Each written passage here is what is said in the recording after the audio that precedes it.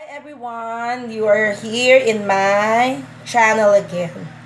Now, it's Sunday, and since all my sisters and all my siblings will be coming over, I'm going to cook for them.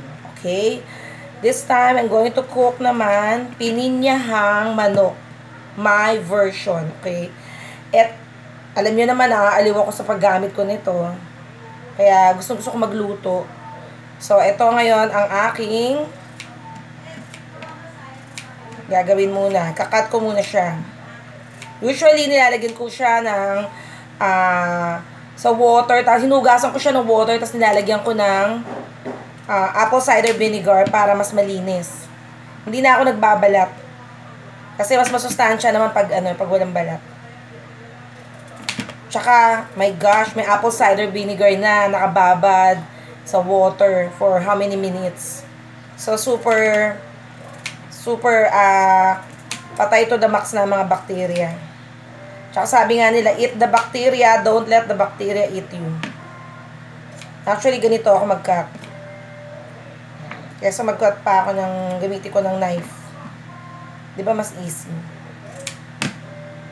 So, itong pininyahan ko, actually, kaya masarap, kasi pinupuno ko siya ng pagmamahal. Corn. Ng cheese. Siyempre, bukod sa pinya, may pinya siya. Pineapple chunks. Lalagyan ko pa ng all-purpose cream. Tapos, may cheese pa siya. Cheddar cheese. So, ito lang ang mga ingredients ko dyan. Carrots, potatoes, ito yung potatoes. Yan. Potatoes, tsaka garlic.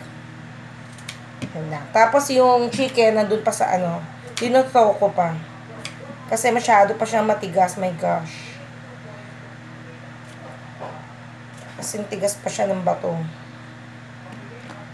So, haba na naman to. Pinapakita ko lang sa inyo yung aking preparation. Kung paano ko siya pinaprepare using my clever cutter. Super duper clever siya. Napaka-clever niya to the max. Diba? Sa lahat ng manonood nito, hello sa inyo. Naku, dito si Ate Leng. Nandiyan ang kanyang Innova. Next si Michael. Nandiyan ang kanyang Ford. Okay. Actually, busog ako, kaya sila lang ang pagluluto ko kasi nagmerienda ako, nagpabili ako ng pansit malabon kay Aling Linda. Mura lang siya. Parang good for 5 or 6 persons, 350 lang. So, yun. Pansit malabon ni Aling Linda. Doon din kami kumukuha ng...